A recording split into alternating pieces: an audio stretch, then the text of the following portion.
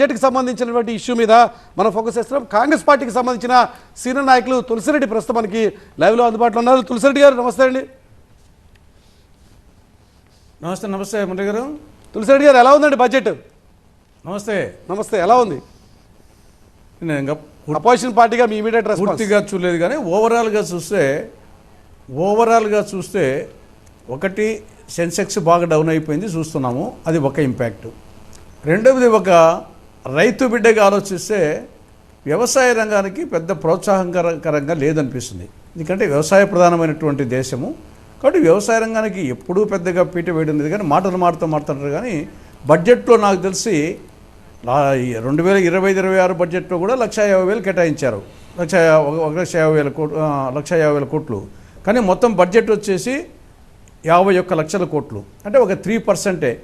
కనీసం ఒక 5% అన్న వ్యవసాయ రంగానికి కేటాయిస్తే తప్ప రైతుల పరిస్థితి చాలా దయనీయంగా ఉంది. ఏ పంటకు గిట్టుబాటు ధర లేదు. కాబట్టి దాని గురించి పెద్దగా కాన్సన్ట్రేట్ చేయడం లేదనేది ఈ బడ్జెట్ కూడా అనిపించింది.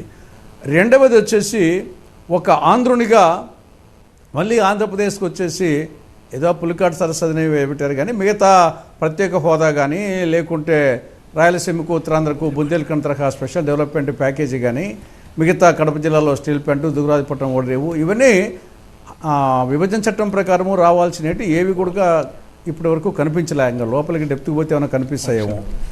తర్వాత మెడికల్ టూరిజానికి కొంచెం ఎక్కువ ఇంపార్టెన్స్ ఇచ్చినట్టు కనపడుతుంది. ఓవరాల్గా ఉన్నంతలో బెటర్గా కొంత టూరిజంకు కొంత మెడికల్ టూరిజం. కానీ తులసిరెడ్డి గారు ఏదో ఎలక్షన్ బడ్జెట్లా కాకుండా ఓవరాల్గా గ్రోత్ సెంట్రిక్గా అలాగే ప్రపంచ మార్కెట్లో లేకపోతే ప్రపంచ దేశాలతో మనం కంపీట్ చేసేలా ఈ బడ్జెట్ ప్రిపరేషన్ అంతా జరిగింది అన్నది బీజేపీ నాయకత్వం ఇస్తున్నటువంటి ఒక సంకేతం.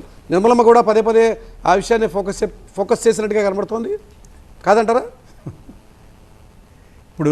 ఇప్పుడు 11 సంవత్సరాలుగా వాళ్ళే బడ్జెట్ ప్రవేశపెడుతున్నారు, వాళ్ళే ఉన్నారు. ఇప్పుడు పైకేమో మాది ప్రపంచంలోనే 4వ అతిపెద్ద ఆర్థిక వ్యవస్థ అని చెప్పుకుంటుంటారు. కానీ పర్ క్యాపిటా జీడిపి తీసుకుంటే ఇప్పటికీ మనము 191 దేశాల్లో 137వ స్థానంలో ఉన్నాం. ఇక్కడేమో మొత్తం జనాభాతో హెచ్చింపు చేసి మంది 4వ అతిపెద్ద ఆర్థిక వ్యవస్థ అంటున్నారు. కానీ పర్ క్యాపిటల్ తీసుకుంటే 137వ స్థానంలో. $2,878 IMF ప్రకారంగా 2025లో మన పర్ క్యాపిటల్ జీడిపి. అదే అమెరికా వచ్చేసి 89,105, లక్సెంబర్గ్ 1,40,000 చిల్లర, కాబట్టి జర్మనీ 55,000 చిల్లర, మంది $2,878 కోట్ల డాలర్లు. కాబట్టి ఎక్కడనో ఉన్నాం మనం. ప్రపంచంతో ఊరికే చెప్పుకోవాల్సిన తప్పని చేసి జనాభా 147 కోట్లు కాబట్టి హెచ్చించి చెప్పుకుంటున్నాము మనము.